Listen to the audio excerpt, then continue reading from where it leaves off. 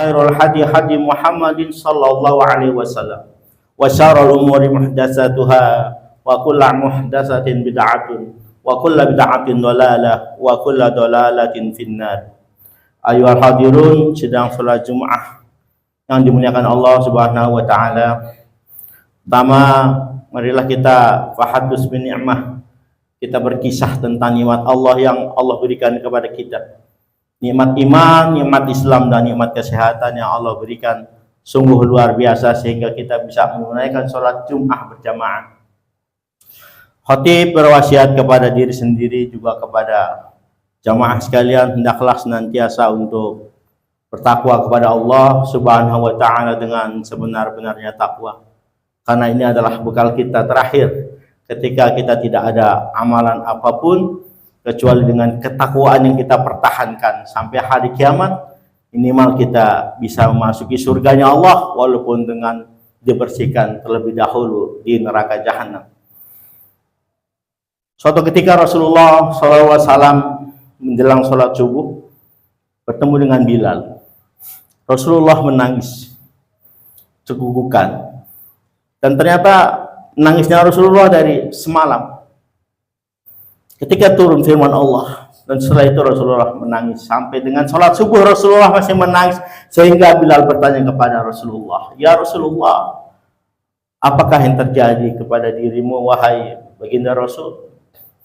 Maka Rasul bilang, Allah telah menurunkan firman, Allah telah menurunkan ayat surat Ali Imran ayat 190-191. Inna fi khalqis samawati wal ardi wa ikhtilafil laili wan nahari la ayatin liulil albab alladzina yadhkuruna Allaha qiyaman wa qu'udan wa 'ala junubihim wa yatafakkaruna fi khalqis samawati wal ardi Rabbana ma khalaqta hadza batila subhanaka faqina adzaban nar. Semuanya dalam penciptaan Allah, langit dan bumi serta pergantian malam dan siang menjadi tanda-tanda bagi orang-orang ulul albab. Ulul albab menjadi kata kunci dalam ayat ini. Apakah gerangan ulul albab? Maka ayat 191-nya dijelaskan. Alladzina yadhkuruna Allaha qiyaman wa qu'udan wa 'ala junubihim. Orang-orang ulul albab Allah jelaskan dalam surat berikutnya, dalam ayat berikutnya adalah orang-orang yang senantiasa berzikir kepada Allah. Allah sebut fi'il mudhari' yadhkuruna, yang senantiasa setiap saat, hari ini, besok, dan akan datang, dia senantiasa berzikir kepada Allah, baik dalam keadaan berdiri, duduk, wala junubin, atau terbaring sekalipun, dia tetap mengingat Allah Subhanahu wa ta'ala. Wa yatafakkaruna fi khalqis samawati wal ardh, dan senantiasa terus memikirkan tentang penciptaan Allah, penciptaan langit dan bumi. Rabbana ma khalaqta hadza batila, sehingga keluar satu statement, sehingga keluar satu kata-kata yang keluar dari hati nurani adalah Rabbana ma khalaqta hadza batila. Ya Rabb, Engkau tidak ciptakan semua yang ada di muka bumi ini, di langit, yang sia-sia. Fakina adzabannar, serai dan mohon ampun kepada Allah, ya Allah, ampunilah kami dari neraka jahanam. Ada menggunakan Allah Subhanahu wa taala. Kata kunci yadhkuruna Allah, ini adalah berzikir kepada Allah Subhanahu wa taala, menggambarkan kepada kita bagaimana kehidupan kita hanya ada 3 posisi. Posisi Anda ketika berdiri, dan hari ini Anda duduk semua, dan nanti malam mungkin Anda tertidur atau mengantuk dalam posisi berbaring. Yadhkuruna Allah, Allah mengikat dengan satu kalimat Yadhkuruna Allah, senantiasa berzikir kepada Allah, sehingga tidak ada satu pikiran pun, satu perasaan pun tentang ghibah, tentang melecehkan tetangga, tentang meremehkan teman, dan tentang menggunjing orang-orang di sekitar kita, atau menghinakan mereka karena mereka tidak seperti kita. Laisa minna, mereka adalah bukan kita, sehingga dia adalah bukan teman kita, bukan kerabat kita, bukan sahabat kita. Ketika mereka salam, tidak perlu dijawab. Itu adalah sebuah fenomena yang salah, karena Allah tidak menginginkan demikian. Ada sahabat yang ketika lewat di depan Rasulullah, sebelum lewat, ada sebuah ta'lim, Rasulullah bilang akan datang kepada kalian satu sahabat kalian, ia adalah salon penghuni surga. Datang seorang sahabat yang semua para sahabat tidak menerka bahwa ini adalah calon ahli surga, karena dia adalah bukan siapa-siapa. Hari kedua Rasulullah berkata demikian lagi, akan datang kepada kalian nanti seorang ahli surga di hadapan kalian. Datang sahabat yang sama. 3 kali Rasulullah berkata demikian, sehingga sahabat bertanya-tanya tentang si fulan. Ada apa si fulan? Apa amalan si fulan? Selidik punya selidik, ada seorang sahabat yang minta nginap di rumah si fulan. Akhirnya dia menginap, dan dia tidak melihat si fulan melakukan sesuatu yang lebih daripada pada umumnya. Sholat tahajudnya tidak lebih, tilawahnya di malam hari tidak lebih, dan banyak amal-amal yang sama seperti yang lain, hanya tidur dan terbangun di sepertiga malam, dan dia sholat biasa. Dia bertanya, wahai sahabatku, aku mendengar Rasulullah mengatakan ini 3 kali bahwa engkau adalah penghuni surga. Ah, benarkah? Aku pun tidak tahu kalau Rasulullah mengatakan demikian. Amalan apa yang kau perbuat? Maka sahabat bilang, aku hanya mengamalkan ini. Tidak ada amalan lain. 3 hari dia menginap, dan dilihat siang malam tidak ada perubahan yang signifikan untuk sebuah amalan yang lebih sebagai penghuni surga. Tapi ketika sahabat ini mau pamit, dia bilang, tunggu sahabatku, aku melakukan satu amalan. Sebelum aku tidur, aku maafkan semua orang-orang yang bersalah kepadaku. Aku maafkan mereka semua yang telah menghinaku. Aku maafkan mereka semua yang telah menghina dan memberikan satu statement tentang diriku. Aku maafkan itu semua, sehingga tidak ada beban dalam diriku untuk memikirkan kesalahan sahabat-sahabatku. Tidak ada beban dalam diriku untuk memikirkan siapa dia, kejelekan apa dia. Tidak ada sedikit pun. Hanya itu yang senantiasa aku lakukan. Dan Rasulullah mengetahui amalan tersebut karena Jibril mengatakan demikian. Wallah, Rasul bilang itu adalah amalan penghuni surga. Hadirin dimuliakan Allah Subhanahu wa taala. Dalam ayat lain Allah juga bilang, ya ayyuhalladzina amanu dzkurullaha dzikran katsiran wa tusabbihuhu bukratan wa asila. Wahai orang-orang yang beriman, uzkurullaha katsiran, hendaklah senantiasa kalian berzikir kepada Allah dengan zikir yang banyak. Wasabbihuhu bukratan wa asila, dan hendaklah kalian bertasbih kepadanya baik pagi maupun sore hari. Zikir-zikir yang ternyata memberikan satu pertolongan,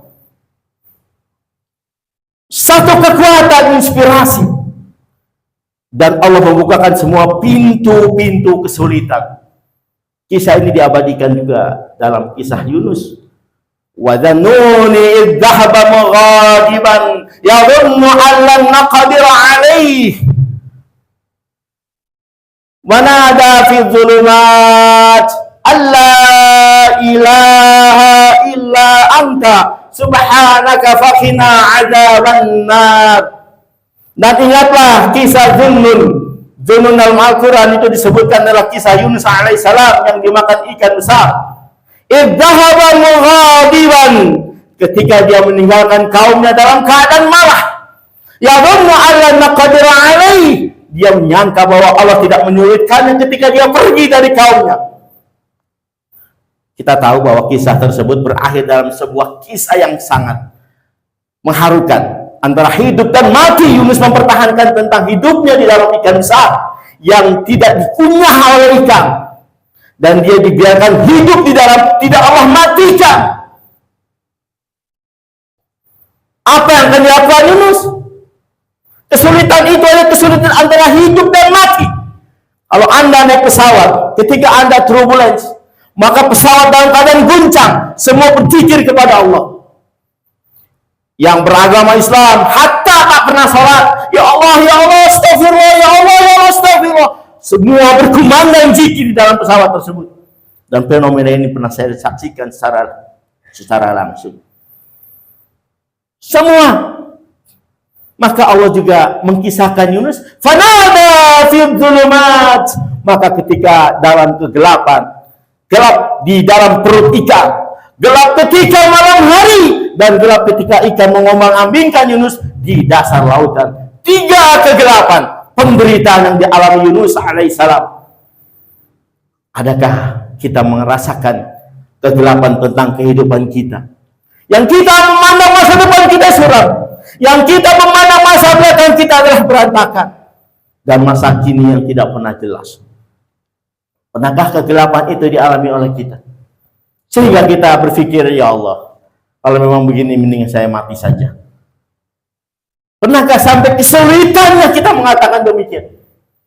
Lebih sulit mana ketika itu dialami oleh Yunus alaihissalam? Gelap, tidak ada cahaya di dalam ikan.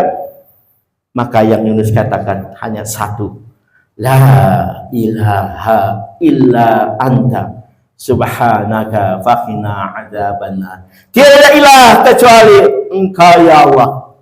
Subhanaka ya Allah, la ilaha illa anta.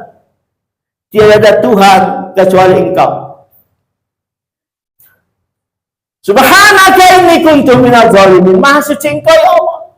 Aku dalam keadaan salah, aku dalam keadaan zalim. Sebuah pengakuan yang tulus dari seorang Nabi Allah bahwa dia adalah dalam keadaan zalim. Pernahkah kita akui di depan Allah? Ya Allah, saya zalim ya Allah, sehingga kesulitan ini terus menerus mendera diri kami. Pernahkah kalimat itu dengan tulus kita akui di hadapan Allah? Maka itu dikatakan oleh Yunus alaihissalam, wallah, Yunus diselamatkan. Fastajabalahu wa najainahu minal gham wa kadzalika nunjil mu'minin. Dan kami ijabah, kami jawab doa Yunus, kami terima doa Yunus, wa najainahu minal gham, dan kami selamatkan dia dari kegelapan. Wa najainahu minal gham wa kadzalika nunjil mu'minin, dan demikian juga kisah ini akan kami selamatkan buat orang-orang mukmin jika melakukan hal yang sama untuk zikir kepada Allah dalam kegelapan kehidupannya. Hal yang dimuliakan Allah Subhanahu wa taala. Kita akan bilang, apa ya bisa menyelesaikan perkara-perkara kehidupan kita? Ya. Saya berani jamin, karena ini juga udah harga mati yang Allah katakan kepada Yunus. Dalam surat As-Saffat, Allah memberikan satu fenomena balik. Kalau ini nggak dilakukan oleh Yunus alaihissalam, kalau Yunus tidak senantiasa berzikir terus kepada Allah Subhanahu wa taala, laula annahu minal musabbihin lalabitha fi batnihi ila yaumi yub'atsun. Falaula annahu minal musabbih, kalaulah Yunus tidak termasuk orang-orang yang bertasbih kepada Allah, yang berzikir la ilaha illa anta subhanaka inni kuntu minaz zalimin, la labitha fi batnihi ila yaumi yub'atsun, pasti Yunus ada di dalam perut ikan hiu atau di perut ikan besar tersebut sampai hari kiamat. Ini adalah sebuah fenomena. Mau kita tantang jawaban Allah? Silakan. Anda lepaskan dari kata-kata zikir dan Anda berupaya dengan S1 Anda, S2 Anda, atau S3 Anda untuk menyelesaikan masalah-masalah hidup Anda. Akan terselesaikan atau tidak, kita akan merasakan masing-masing pribadi untuk merasakan itu semua. Barakallahu li wa lakum fil Qur'anil azim wa nafa'ani wa iyyakum bima fihi minal ayati wa dzikril hakim. Fataqabbala minni wa minkum tilawatahu innahu huwas samiul alim. Allahumma salli wa sallim wa sallim